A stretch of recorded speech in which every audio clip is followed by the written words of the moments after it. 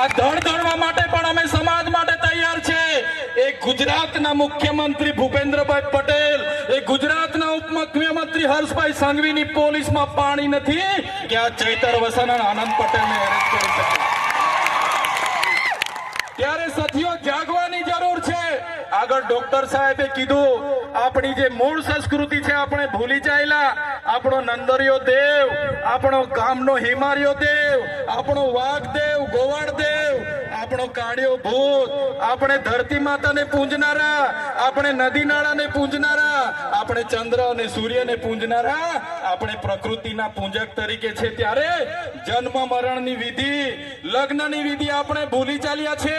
ત્યારે આજે આ લોકો આપણા પર જાતિનો દાખલો માંગે છે, પુરાવા માંગે છે। ભણેલા છોકરાઓને પૂછી લો।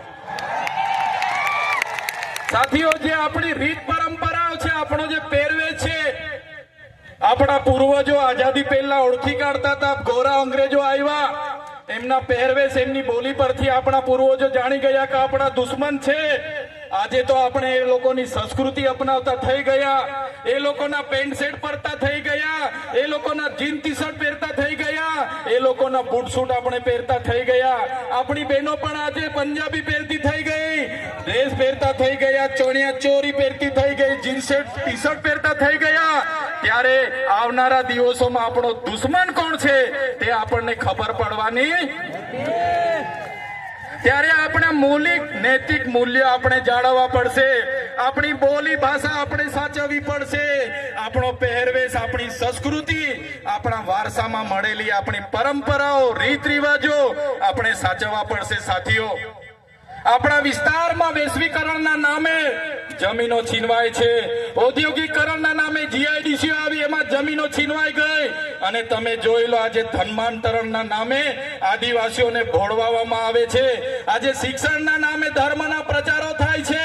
ત્યારે મારા આદિવાસી સાથીઓને કહેવા માંગુ છું, જે દિવસે આપણે આજે આદિવાસી તરીકે મટી જઈશું તે દિવસે આપણું અનામત પણ આપણને મળવાનું નથી, તે દિવસે આપણી જમીનો પણ બચાવી નથી શકવાના, સંવિધાને આપેલી જળ, જંગલ, જમીન પરના અધિકારો પણ નથી બચાવી શકવાના।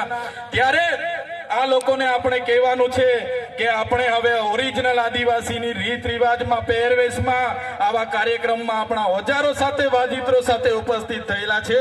ત્યારે મારા તમામ વડીલો, તમામ યુવાનો, માતા બહેનોને વિનંતી છે કે આ કાર્યક્રમ એ સમાજનો કાર્યક્રમ છે અને